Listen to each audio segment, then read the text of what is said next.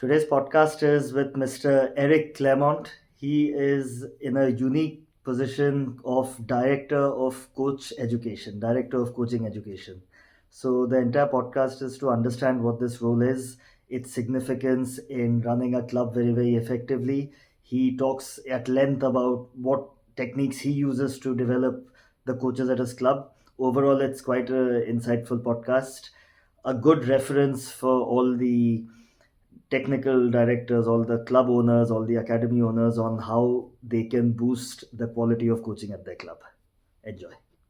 Today is another very interesting podcast with Mr. Eric Clermont. Today we are going to be understanding the role of a director of coaching.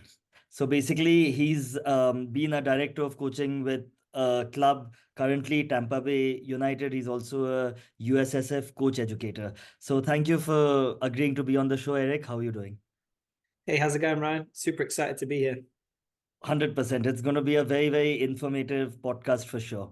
So instead of me telling the audience about you, why don't you just walk us through your journey, talk us through your journey? No, absolutely. So I started, obviously, as you can tell from my accent, I'm born and raised in London, in England. Yes. Had a pretty academic journey, meaning I didn't really have a sports specific kind of background early on, right? Yep. I was really kind of pushed to go down the academic route.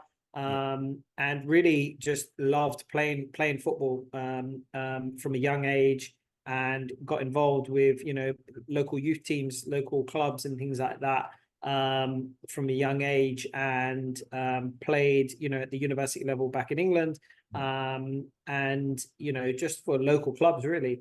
And from an early age, when I started playing men's football, I got the opportunity to work with a youth team back in England with an old coach of mine who just asked me. He needed help. Yep. Obviously, it wasn't a paid gig; it was just part time, kind of 2 times a week, just running coaching sessions really. And from there, I really started to enjoy it. I really enjoyed the camaraderie, being involved with the game still, and then the mentoring of young people, right? Which I really enjoyed. So from that journey, that kind of stemmed into starting to take my coaching licenses back in England. So I did my FA level 2 back there. Yep. And then I really got involved with coaching when I got an opportunity to come out to the United States, to the East Coast of the United States, to work for a company called Noga Soccer. So basically, it was just a company who ran summer camps and things like that. For 6 weeks, and I thought it was a great opportunity to go and see New York, and also to I'd never been to the US, and also just to see a little bit more about this coaching, right? Because I'd kind of done it 2 times a week, part time with another job, and I felt like I enjoyed it, but I wasn't quite sure about how to see how far I wanted to go with it. Yep. So throughout that kind of journey, I then for the next 2 years went on a path where I would come back to the US on a visa, where I would work for 6 months of the year with this company. So now that turned into kind of coaching in the spring, doing camps in the summer, and then coaching in the fall, which was the closest thing to me. And it was basically like 20 to 25 hours a week of coaching, right? Yep. So there I was really, and it was all kinds of coaching, right? Sometimes I was coaching 2 or 3 year olds, just, really fundamentals and more babysitting. And then obviously it was also teams as well. So really getting my hours out on the pitch. So during that 2 years, I really got my hours in with regards to learning. And through that, I started to get involved with the coach education. So here in the United States, they have obviously the United States Soccer Federation, which is the governing body for the US, but also they have a coaching organization, which is known as being the biggest in the world. They used to be called the NSCAA, but now they're called United Soccer Coaches. They do the convention every year, right? So I'm sure people are aware of those. And I started taking those courses and getting involved. So from there, it just kind of developed into me, I'm big on education. So back in England, I'd done my kind of I'd gone down the education route. I have a degree in history, and then I studied a graduate degree when I got to New York in social studies education, and also back in London I'd done a graduate degree in sport and performance psychology. So I kind of use those educational aspects to really kind of get involved with coaching. Fast forward to today, where kind of just had a stop off in Miami, Yeah. kind of southeast Florida, and then now I'm in Southwest Florida, in Tampa, Florida, Yeah. where as you mentioned, I kind of have a dual role as director of coaching education, as well as the director of our competitive program. So on the boys side, so I kind of oversee teams Yeah. as well as running the coaching education department for our club. So So hopefully that wasn't too long and too long-winded. not at all, quite detailed, and I think you have had quite a robust, experience journey, I'd say. So, you've touched on it a little bit, but can you tell us in more detail what exactly is the role of a director of coaching education? Absolutely. So my role of coaching education, it's a relatively new one, right? Not a lot of clubs have it, but thankfully I'm working for a club who really see coaching education as essential, right, for the growth of a club. Now, my role directly deals with supporting their coaches, supporting our coaches at the club. It's quite a big club of around 3,000 players or so, both volunteers and part-time coaches as well as full-time coaches. So supporting them in their own formal education, right? So through US soccer, but also informal coach education. So Yeah. I run monthly coaching sessions on the field and virtually each kind of month for our coaches. Yeah. But also it has to do with personal development. So a lot of our more full-time coaches are interested in having a future in the game. So it's all about identifying strengths, I think, most importantly, and then putting people in the right positions Nice. that they really enjoy what they're doing. So, for Yeah. example, it has a lot to do with your personality in regards to if you really enjoy and your strength is working with really young players, right? Perhaps we find a way to get you into those kind of circumstances versus perhaps a more competitive environment. Yeah. And older kids, where here in the US there's a big focus on college coaching, for example, right? Or sorry, college recruitment, Yeah. right? So there's a certain specific set of skills that each kind of position needs. So really my role is to kind of integrate these different skills so that really the staff is happy and feeling that kind of upward trajectory, right? We all know as young coaches how difficult it is to make a future in the game. So I try to kind of bridge that gap. And how different is your role from that of a technical director? It's a great question. So a technical director would, I think, be a little bit more focused on the technical side with regards to like style of play, right? So implementing a specific style of play and playing principles. While my role definitely has to do with that, I don't oversee the style of play, if that makes sense, right? So my role is not specifically to, check on coaches to see if they are implementing that style of play within their practices or their games. It's more an educational role to help support, I think, the directors, because we have a number of different levels, Yep. right? So it's almost to support our directors in their technical instruction, if that makes sense, right? So helping support coaches with regards to, okay, where are we struggling here, right? Is this, first of all, identifying the area. So do we struggle perhaps in developing tactical concepts, for example, or is it something that we struggle to teach technical skill, for example, right? So it's kind of identifying where the gaps in knowledge are, maybe, and then more implementing a plan, right, for the coach to kind of hone in on perhaps some of those areas that are most important for their development. Interesting. Would you be allowed to, because you mentioned that you run online and offline coach development programs, so would you be allowed to reveal what these programs look like? Absolutely. No, I'd love to. I'm an open book, man, and I'll talk about this all day long. So no worries, for someone as kind of passionate about coach education as you are, I'm happy to reveal all.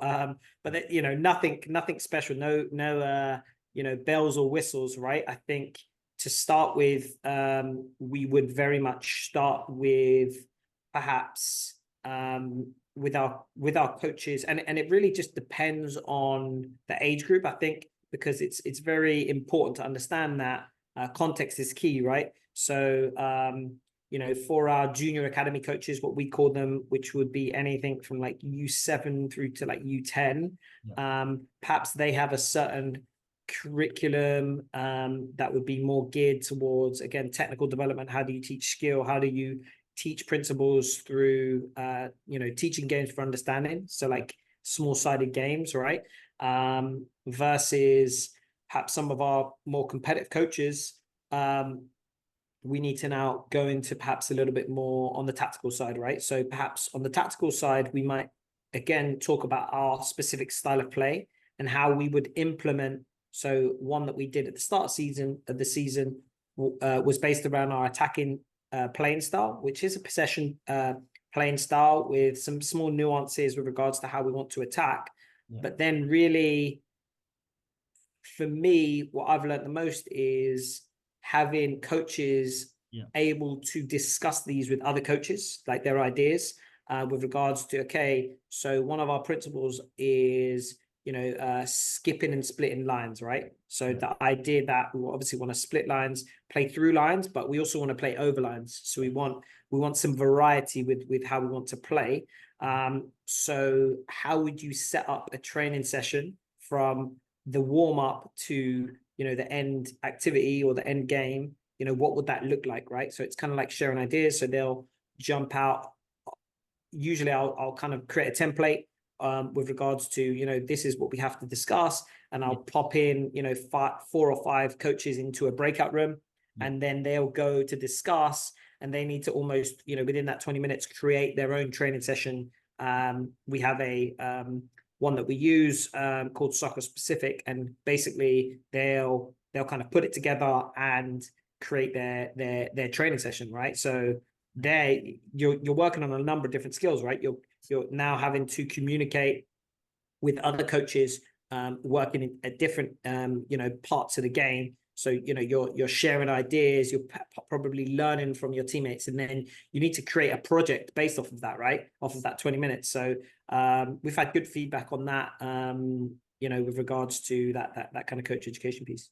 I'm sure such kind of initiatives builds a good rapport within the coaching within all the coaches at your club. So now, I'm sure a part of your job, a major part of your job, would be to perhaps politely or impolitely tell coaches that they could maybe change this or improve on this. So now a lot of coaches come with their own methods and sometimes may not be very open to change. They may believe that you're trying to interfere. I'm just assuming that, a part of this would be that. So how do you convince them? How do you motivate them to understand that it's for their own benefit and the club's benefit?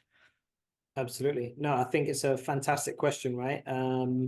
So I think whenever a new coach comes into the club, I think first of all, it's an idea of expectations, right? With regards to what's expected with regards to a training session, right? So I think a lot of clubs probably struggle on that side because most of the time, that, as you said, a lot of coaches are coming with their own preconceived ideas, and it can sometimes not always correlate with the playing style of the club, right? So in the US, I feel as if one of the issues that we have I always call it biggest strength, biggest weakness. I think it's a double-edged sword. Is the level of competition and competitiveness within the US is fantastic, right? Yeah. There's a lot of money involved in sports and that type of thing. But on the other side, that can also lead to short-term focused on development, Yeah. right? So trying to win games over the process of development, right? So with that being said, sometimes coaches come in with that type of mentality, right? So that can always be difficult to kind of change that mentality and almost I think it always goes back to competence versus character. Yeah. So we need to identify with coaches, first of all, do they want to, first of all? So do they have the character to have to be able to coach in a certain way? Yeah. So first of all, they need to want to, right?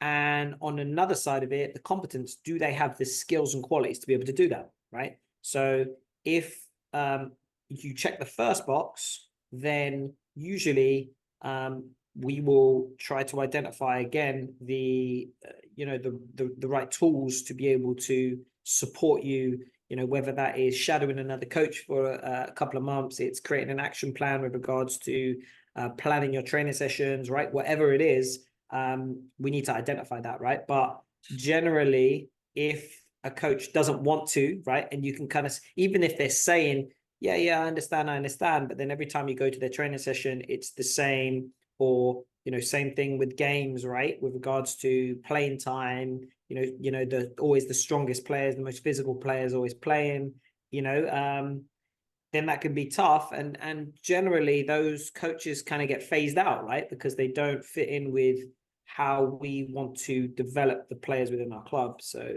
I mean, it's a great question, Ryan, because there's no blue pill that you can take, right, that is just automatically going to tell a coach, hey, this is it or not, right?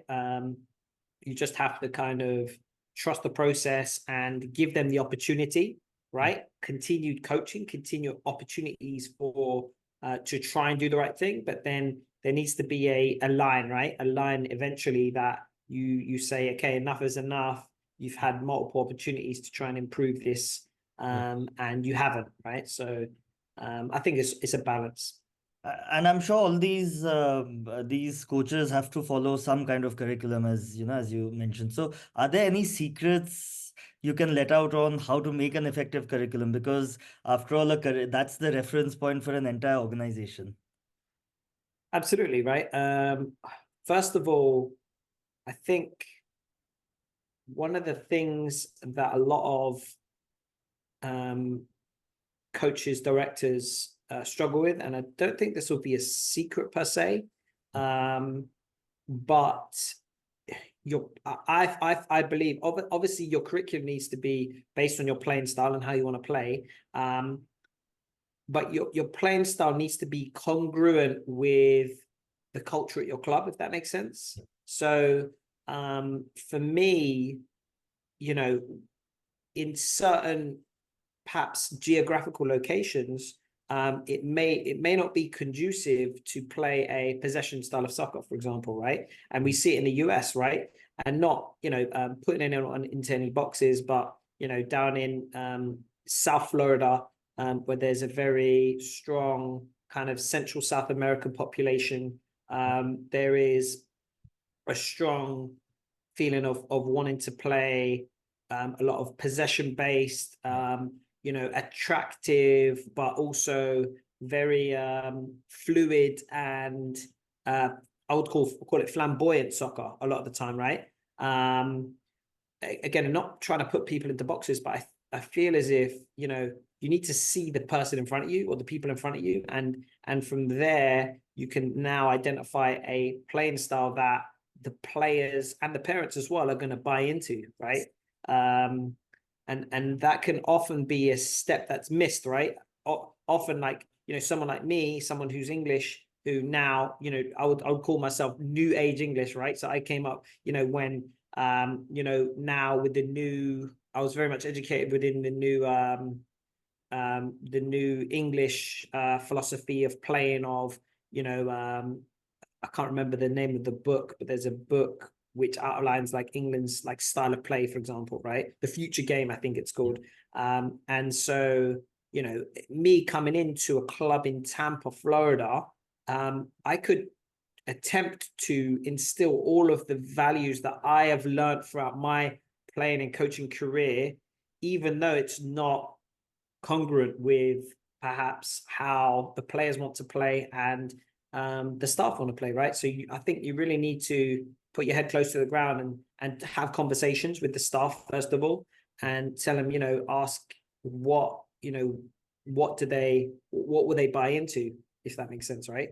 And then from there you can now create a positive curriculum. But I mean, and then from there, once you've kind of had that point and done that point, I think knowing obviously the players and the level is always going to be important, right?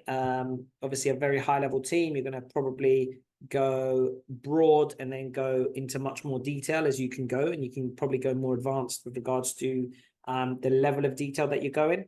But it's also about understanding your ages and stages, right? So what do you want an 11-year-old an under 12 at our age kind of is just going from the 9v9 field to the 11v11 field. So that's a very fundamental stage for us. Yeah. So what skills and abilities do we need these players to have in order to have success on an 11v11 field, right?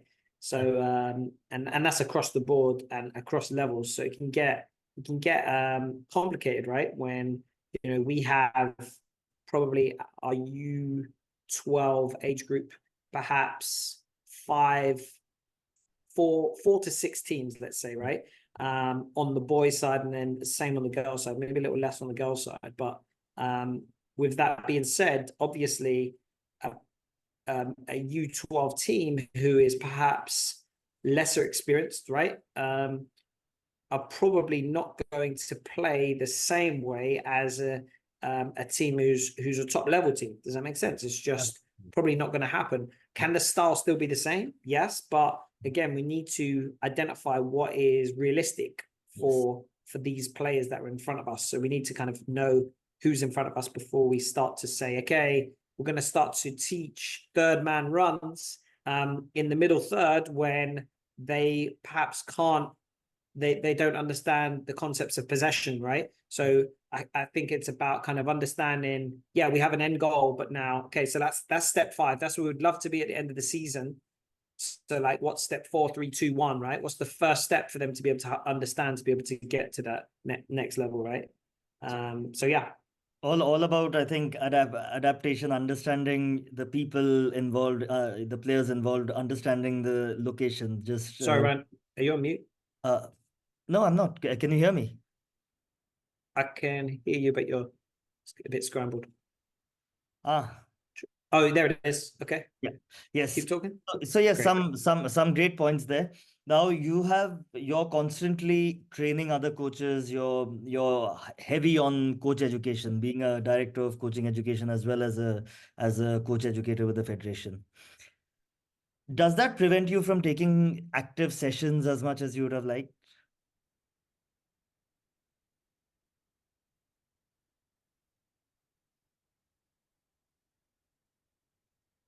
Can you hear me? Sorry, Ryan. Sorry, it's very jumbled up right now. Ah, yeah. Even now? I can hear you, and then you keep coming in and out, in and out. Okay. Yeah, I think the connection's a bit funny. Yes, I'm not too sure. How about now? Yep, all Yes. good. Yeah. Is your connection okay? Do you know? Looks okay. Looks okay. Yes. Okay, great. Okay. Yes. So, you're heavy on the coach education side. So, has Yep. that prevented you from taking sessions as much as you would have liked actively? Yeah, so I actually coach 2 teams as well. So believe it or not, Yeah. and yeah, so I am pretty active on the field. Right now we're in high school breaks. I coach some older teams, Yeah. so that allows me perhaps a little bit more time on the field to kind of support coaches a little bit more. Yeah. But yeah, that's an important one for me. In a perfect case scenario, I think it would be better, obviously, to perhaps only coach one team, because then I get my fix of being able to coach, but still supporting other coaches. So yeah, I still get the opportunity to coach pretty often. Good. So you are an active practitioner per se. So how do Absolutely. you assess and monitor the performance of coaches you work with? Yes, a great question. Again, and over the last kind of couple of years since I've been kind of getting into this role, we've tried to kind of formalize the evaluation process, if that makes sense. So, again, within kind of my own program, I kind of started a process by which each coach kind of gets an evaluation, right? And the evaluation is based off of really three areas within coaching: coaching games, coaching training sessions, and management of the team. And within that, basically, I'll send the form off generally once at the start of the season and then once around now at the midpoint of the season. And coaches will first self-evaluate in those areas. So usually we have a 1 to 5 kind of area, and they'll give notes with regards to and there's level descriptors. That's an important one. So perhaps if I just pop one up, it might give a little bit more light on exactly what we're talking about here, because I think it's important. It's important to kind of understand that you can have a um, you can have a um, what do you call it, like a areas of development, but if they're not, if it's not clear as to exactly what behaviors are needed in order to reach competency, that can be really difficult. So I learned that from a really good friend who's now currently working for FIFA, Dean Selvey. I'll name drop him. Yes. But so for example, in the training section, I'll have organization, for example, right? So a coach, if they just read organization, they may kind of give themselves a 5 and not really understand, oh yeah, I'm kind of organized. That's all good, right? But then when you go down to the level descriptor, organization, the level descriptors, so the almost the points that will lead to success are: comes to practice with sufficient and necessary equipment, Yeah. consistently on time. So we call it 15 minutes to 30 minutes is on time, right? Yeah. Or before the practice is on time. Sets up arrival activities for players prior to the practice and comes to the session with the practice plan for their team. So now we have real clarity with the coach with regards to what is success and what is not success, right? So yeah, they kind of self-evaluate, and then usually the director will evaluate, right? At midway through the season, they're the ones who know best. And then right now, there are so many coaches within the club that we don't do one for every single coach. Basically, we will make it optional, right? So it's almost like a self-development task Right. that if they send the form back to us with feedback, then they can set up a meeting, basically, right? Okay. Again, we have a lot of kind of part-time coaches and coaches who kind of have full-time jobs. So perhaps it's not as important to them that they're improving in every single area, but perhaps the coaches who are a bit more career driven, they want a career in the game, they'll probably be the ones that send it back a little bit more, and then we'll set up a meeting. We're just starting our winter break here. We have a 3-week break. So during that break, we'll kind of find time for myself, director of coaching education, the director, and the coach to kind of sit down and have a discussion about, okay, you rated yourself as a 5 in organization, but your director rated you as a 3. Yeah. So what are you seeing that we're not seeing, and perhaps what are some areas of improvement, right? And then that kind of leads to a good discussion about an action plan for the future. Well, this is also a very powerful indication to you about which coaches actually care about their job and they really want to progress. And it's also Exactly. interesting that the level of detail you give. So it's not just make a random 1 to 5. It's more of why, like as you said, I forgot the term you said. Was it Level descriptor. Yeah. level descriptor? Yes. So this is something that I can definitely steal off you.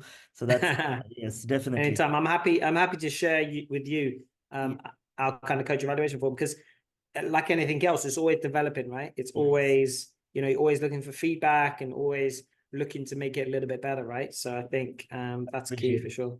Appreciated for sure. And now we have spoken majorly about the positives. Are there any challenges in your position, in your role? Course, of course. As I've said, kind of alluded to probably, there's it's difficult, right, to get buy-in a lot of the time, right, with regards to coach education, because unfortunately there's not an immediate payoff, right? Yeah. Probably at the top of the club, if you're thinking about, and perhaps this is different in a professional club, because in professional clubs, perhaps, there's a clearer indication of, quality of coach education to quality of coaching, and then, quality of team, right? There's probably a closer kind of indication there, if that makes sense, right? I feel that they will probably put more into coaching education, because they know it's going to have an effect, right? In a club where, at the end of the day, we are trying to improve players and get them to get better at the game. But at the end of the day, it's a business, right? Yeah. And it's about players coming into the club and ensuring that that we have a certain number of players within our club as well. So perhaps there are other priorities, Yeah. that are perhaps deemed as more important than coach education, right? So I think it's about persuading, right, everyone that it has a positive impact, right? Yeah. Um, you know, um, as I mentioned kind of before, a friend of mine is kind of working with FIFA at the moment, so they have a new kind of talent development program going on, right, where they are attempting to give every player the opportunity for growth, right? So the idea is that they're going into different different countries, into different member associations, and giving them grants or money really to develop their own coach education. Yeah. Because the thought process is that uh, you know more coach education will lead to better players, basically, right? So from a logical standpoint, we all know that, but in practice, Yeah. perhaps we don't make the connection so often. So yeah, I would say that was probably the biggest area that is that kind of holds us back, perhaps, is again just that buy-in, the level of buy-in, because you know sometimes it's about persuading coaches that even if this is a part-time job for them, that if they want to create the best environment for their players, perhaps they need to spend an hour a month talking about the game and discussing the game, in order to improve. So For sure. And as an academy owner myself, I would, even though numbers are important, profit is important, I would still put a lot of emphasis, because after all, parents are paying us a fee for the kids to improve and for the coaching experience to be better. So definitely coach education would be right up there. Now, initially you had mentioned that a technical director looks more towards, the technical aspects. So now, according to you, what level of influence would you have as a director of coaching on the playing style and the player development techniques or methods of a club? yeah, so I would say that it is alongside our sport director. So currently, the technical director role at our club is vacant. There was kind of a restructuring last year, where now we have a boys and girls sporting director who kind of oversee all teams along that aspect, and then I kind of sit kind of underneath them as the director of coaching education, and I kind of help oversee that from a coach education aspect. As I said before, while I oversee the educational component, meaning like perhaps certain aspects of style and how you would teach it. So perhaps I'm a little bit more on the implementation side. So how are we going to teach these specific principles rather than enforcing whether coaches are specifically following a certain style of play. But within my role as well, what I found is coaches need to see video and pictures of our playing style in order to kind of be able to implement it, right? So Right. one of the projects that I'm kind of starting to work on is creating style of play videos, right, from all of our teams to to kind of paint the picture of what we want our playing style to look like, right?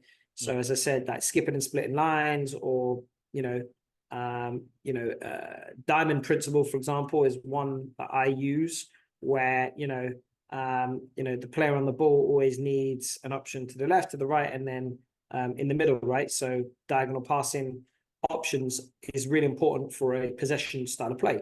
So I'll have the director send me examples of their players kind of playing this way, and then from there we would create a video to kind of show both our players first of all, Right. so that they have a clear picture, and then the coaches most of all, right? Because we want them to be able to see the picture. It's one thing obviously talking about it, but Yes. now implementing it on the field and then teaching it is completely different, right? So that's a tough one. Another eye opener. I mean, usually you put it on a fancy PowerPoint, but of course, videos is something that gives an exact picture to whoever's watching. So this was a quite a great podcast. Very, very insightful, extremely insightful. And before I let you go, just to understand what are your future plans? What are your future goals now? No, In absolutely. Great question. So currently, I'm actually also, as well as kind of working on the club side, I'm actually focusing on a new project that I've been working on, and it's focused on my other passion, which is still soccer related, and it Yeah. has to do with mental skills mastery, right? So the ability to implement sports psychology within the game, right? So a big issue that we have, both our coaches and our players, that have to deal with is dealing with adversity, dealing with a lack of consistency, a lack of confidence. And I think the social media age has kind of made that very difficult, right? Yeah. So I'm in the process of launching an online course called the Mental Skills Mastery course. And so that will kind of be a piecemeal. Basically, it's a pretty cool, I think it's a pretty cool kind of idea where players will jump into kind of a 4 to 6 week program, kind of Zoom based, where they have to do an online course, kind of interactive kind of course online. So it's about, it kind of levels out to about 30 minutes to an hour a week. And then from there, they jump on a Zoom where they discuss, and some of my kind of past mentors are on that. So we try to get pro and collegiate players on there to discuss kind of how they have implemented different areas such as like focus, mental imagery, building confidence, visualization, and a lot of different areas, right? The 24-hour athlete. So all of those aspects. So they'll do that kind of once a week as well. So yeah, I'm kind of working on that. And if anyone wants to kind of jump on that, I'm sure you can. It's on my Instagram profile. So if anyone wants to jump on, we're Do you actually have doing a free course. It's a free course for 13 to 17-year-olds right now. So it closes on Friday. So so anyone can wants you to can jump you on. can you tell us how to for all the listeners how they can access this? Absolutely. I think the easiest way is probably just to maybe follow me through you on Instagram, at Eric_high performance coach. And then it's kind of the first video. You'll see a video. It's kind of like a promotional video of a mental skills course. And then if you go, that'll kind of tell you a little bit about what the course is about. And then Right. if you go to my profile, there's a link, a Google link, to kind of sign up for this free 4-week course, which starts in January. But so yeah, that's kind of what I've been focusing a little bit more on over the last last month or so. Brilliant. And since you're so heavily involved with coach education, I really hope maybe, you can create something for coaches as well, because it Absolutely. No, no, that's the next one. I'll definitely let you know, man. You'll be the first on my mailing list for sure. yes. We're definitely like alongside the coaches part. I think there's definitely a coaching kind of course coming as well. So to be continued.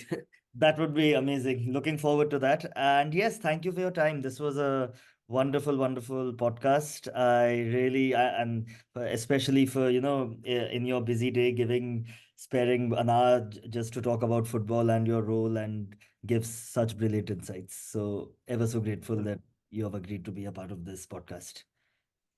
No, fantastic. Thanks, Ryan. And just as a shout out to you, man, I know you're working extremely hard. Outside of your own job, as an academy director, doing your licenses and then really trying to spread wisdom, right? And making coaching education accessible to all coaches. Just keep up the good work and keep working hard, man. You're doing a great job.